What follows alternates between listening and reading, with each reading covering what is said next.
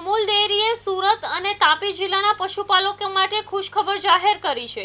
Dairy દ્વારા પ્રતિ kilo ફેટે દૂધના ભાવમાં ₹120 બોનસ આપવાની જાહેરાત કરવામાં આવી છે।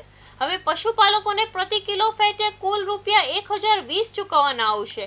આ નિર્ણયથી સુરત અને તાપી જિલ્લાના અંદાજે 2.5 લાખ પશુપાલકોનો સીધો લાભ મળશે।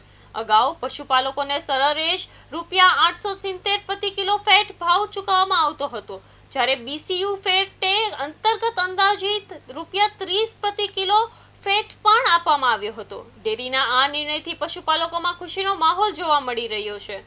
ડેરી સમાન સુમુલ ડેરીએ ખૂબ જ સારું બોનસની જાહેરાત કરી છે। ₹120 પશુપાલક તરીકે આવકારીએ છીએ ને ખાસ કરીને આઝાદી સમયે અમૂલની સ્થાપના પછી શરૂઆત થયેલી આ સુમુલ ડેરી વડીલોના આશીર્વાદથી ખૂબ જ પ્રગતિ કરી રહી છે।